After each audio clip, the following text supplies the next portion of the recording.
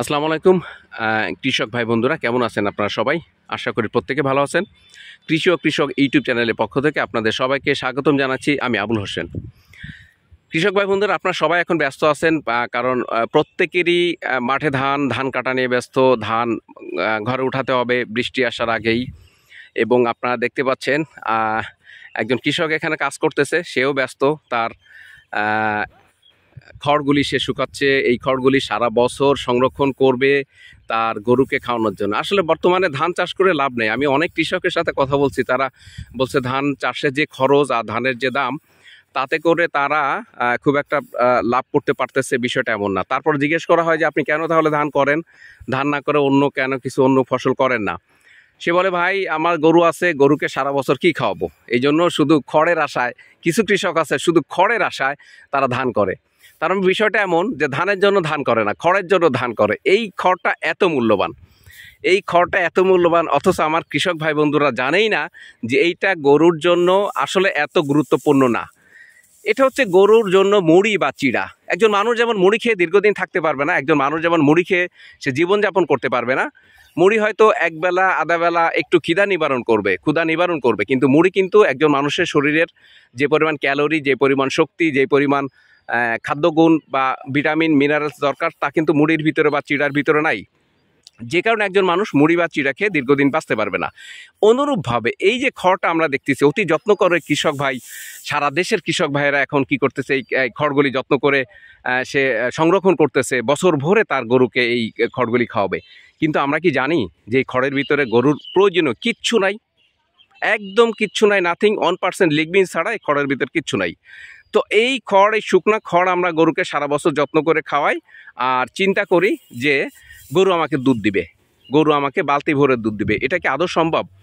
আপনারাই বলেন। এই খড় তার জীবদ্দশায় সারা জীবন সে কি করছে, সে ধান উৎপাদন করছে। তার জীবনের সবটুকু রস, এই গাছের সবটুকু রস কিন্তু সে ব্যয় করছে কোথায়? ধান উৎপাদন করতে।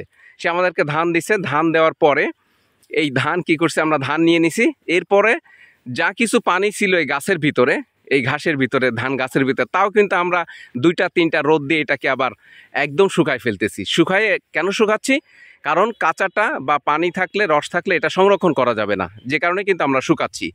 তাহলে শুকানোর পরে যতটুকু পানি ছিল, যতটুকু খাদ্য গুণ ছিল এই খড়ের ভিতরে, তাও কিন্তু শুকায় গেছে। এটা কিন্তু আমরা যত্ন করে 3 বেলা গরুকে পেট পুরে খাওয়াচ্ছি, আর মনে মনে ভাবতেছি যে আমার গরু অনেক দুধ দিবে, আমার গরু অনেক মাংস দিবে। বিষয়টা তা না। দেখেন, ইউরোপ আর এশিয়ার ভিতরে কিছু পার্থক্য আছে। যেমন এশিয়ানরা আমরা কি করি, আমরা ধান গম উৎপাদন করি, সেই ধান আর গম বিক্রি করে আমরা দুধ কিনি বাজার থেকে, নিজেদের জন্য, নিজেদের বাচ্চাদের জন্য। এশিয়ানরা এই কাজটা আমরা করে থাকি। আর ইউরোপিয়ানরা কি করে জানেন? ইউরোপিয়ানরা তাদের জমিতে ঘাস রোপণ করে, সেই ঘাস তাদের গরু ছাগলকে খাওয়ায়, তারা দুধ উৎপাদন করে, সারা পৃথিবীতে তারা সেই দুধ বিক্রি করে। এবং আমাদের কাছ থেকে তারা দুধ বিক্রি করে, খাদ্য ক্রয় করে, ধান আর গম কিনে। আর আমরা গম বিক্রি করে, ধান বিক্রি করে আপনার দুধ কিনি তাদের থেকে। পার্থক্যটা হলো এখানে। বিকজ আমরা গরু লালন পালনের সেই পুরানো আমলে পড়ে আছি, সেই দাদার আমলে সেই পদ্ধতি পড়ে আছি। হ্যাঁ, আর ওরা কি করছে, গরু লালন পালনের জন্য প্রত্যেক দিন তারা গবেষণা করে, প্রত্যেক দিন তারা রিসার্চ করে যে কি করে গরুকে কি খাওয়ালে গরু আরও ভালো থাকবে, আরও বেশি দুধ দিবে। তো আমি এখন একজন কৃষক ভাইয়ের সাথে একটু কথা বলবো, আপনাদের সাথে কথা বলে জানানোর চেষ্টা করব। আসসালামু আলাইকুম কৃষক ভাই। জি, আপনার নামটা বলেন একটু। সুজন ভাই আপনি, তাই না? আচ্ছা, এই যে আপনি খড় অতি যত্ন করে খড়গুলি সংরক্ষণ করতেছেন, যত্ন করে, হ্যাঁ, মনের দরদ মিশায়া, এই খড় দিয়ে কী করবেন? গরুকে খাওয়াবেন, তাই না? আচ্ছা, আপনার কতটুকু জমি এবার ধান করছেন আপনারা? 3 বিঘা। 3 বিঘাতে আপনার কতটুকু ধান হবে আনুমানিক? 75 মণ। আচ্ছা, আর কত টাকার খড় পাবেন আপনি এখান থেকে? 3 বিঘা জমিতে কত টাকার খড় পাওয়া যায়? আচ্ছা আচ্ছা, আপনার বাবা জানে, আপনি এক্সপার্ট না মনে হয়, দেখা যাচ্ছে আপনার বাবা বলতে পারবে, তাই না? এই খড়গুলি আমরা গরুকে খাওয়াবো নিশ্চয়ই। আচ্ছা, আপনি কি জানেন যে এই খড়ের ভিতরে গরুরকে যে আমরা খড় খাওয়াই, খড় খাওয়ালে গরুর দুধ কমে যায়, এটা আপনি জানেন? জানেন না। তার মানে আমরা না জেনেই এই খড়টা খাওয়াচ্ছি, তাই না? আর খড় না খাওয়ায় করবই বাকি, ঘাস নাই তো, কিছুদিন পরে জমিতে পানি চলে আসবে, একটা জমিও ফাঁকা থাকবে না, 3 মাস 4 মাস পানির নিচে থাকবে জমিগুলা, আমরা গরুর জন্য ঘাস করতে পারবো না। যে কারণে বাধ্য হয়ে কি করতেছি, আমরা খড়টাকে সংরক্ষণ করতেছি গরুর পেট জামিন দেওয়ার জন্য। ওকে তো না খাওয়ায় রাখা যাবে না। কিন্তু আসলে বিষয়টা তা না। বিষয়টা হলো গিয়ে যে আমরা যে খড় খাওয়াচ্ছি, এই খড়ের ভিতরে গরুর শরীরের প্রয়োজনীয় পুষ্টি, মিনারেল, ভিটামিন কিচ্ছু নাই। তারপরে আমরা খড়টাকে যত্ন করে খাওয়াচ্ছি। তবে একটা জিনিস আছে, গরু যেহেতু জাবর কাটা প্রাণী, তাকে জাবর কাটার জন্য কিছু না কিছু দিতে হবে। তার পেট ভরতে হবে, তাতে তার কাজে লাগুক আর না লাগুক, এই উদ্দেশ্যে কিন্তু আমরা খড়টা দিচ্ছি, তাই না? আর এর সাথে কি করব, সামান্য কিছু ভুসি দিব, আপনার গমের ভুসি, ধানের কুড়া, ধানের ভুসি, তারপরে বিভিন্ন ধরনের ফিড দিব। যেহেতু ফিড বা ভুসি ভিতরে জাবর কাটার কিচ্ছু নাই, সাথে আমরা কি করব, এই খড়গুলি দিব, যাতে সে বসে বসে জাবর কাটতে পারে। সে যদি জাবর কাটতে না পারে তাহলে সে অসুস্থ হয়ে পড়বে। যেহেতু ভুসির ভিতরে জাবর কাটার কিছু নাই, এই জন্য ভুসির সাথে আমরা কি করব, কিছু খড় আমরা মিশাই দিই, যাতে সে অবসর সময় বসে বসে জাবর কাটতে পারে, তাই না?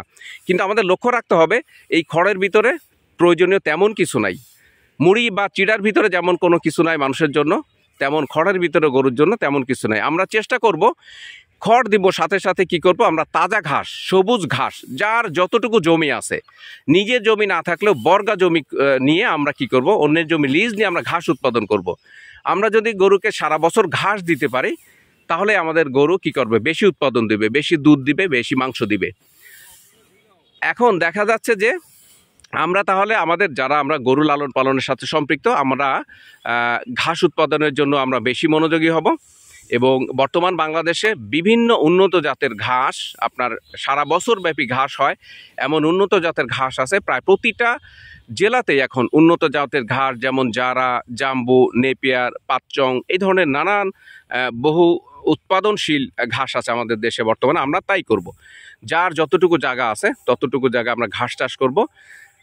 একটা কথা আছে, গরুর মুখে দিলে ঘাস, আমরা লাভবান হব 12 মাস। কথাটা এরকম যে গরুর মুখে যত আমরা দিব ঘাস, আমরা দুধ পাবো 12 মাস। তাই দুধের উৎপাদনে ঘাসের কোনো বিকল্প নাই। আমরা যতই খড় খাওয়াই, যতই ভুসি খাওয়াই, যতই ফিড খাওয়াই, আপনার দুধ উৎপাদনের জন্য বা মাংস উৎপাদনের জন্য, গরু সুস্থ থাকার জন্য, গরুকে সুস্থ রাখার জন্য ঘাসের কোনো বিকল্প নাই।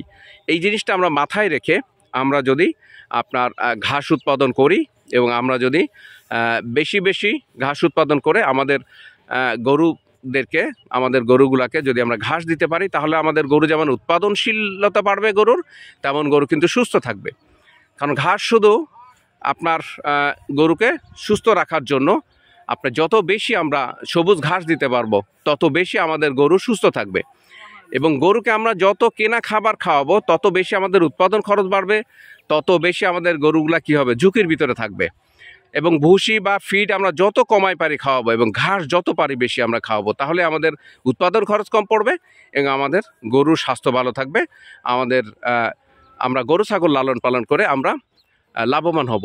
ওই যে দেখেন দূরে দূরে মানুষ, কৃষকেরা সবাই খড় নিয়ে ব্যস্ত, সবাই খড় সংরক্ষণ করতেছে অতি যত্ন করে। বৃষ্টি আসবে, বৃষ্টি আসার আগেই খড়গুলাকে তারা তাদের ঘরে উঠাবে, সংরক্ষণ করবে, পালায় উঠাবে, এবং এক সময় সারা বছর এই খড় দিয়েই তারা গরু লালন পালন করবে। এটাই আমাদের দেশের গ্রাম বাংলার চিত্র। দর্শক বন্ধু, চেষ্টা করলাম আপনাদেরকে কিছু ইনফরমেশন শেয়ার করার জন্য। তো ভালো থাকবেন, সুস্থ থাকবেন। আমার এই ভিডিওটা দেখার জন্য আপনাদেরকে অন্তরস্থল থেকে মোবারকবাদ জানাচ্ছি, এবং ভবিষ্যতে আবার দেখা হয়ে যাবে ইনশাল্লাহ অন্য কোনো নতুন একটা ভিডিওতে। এই পর্যন্ত আপনারা সবাই ভালো থাকবেন, সুস্থ থাকবেন। আসসালামু আলাইকুম ওয়া রাহমাতুল্লাহি ওয়া বারাকাতুহু।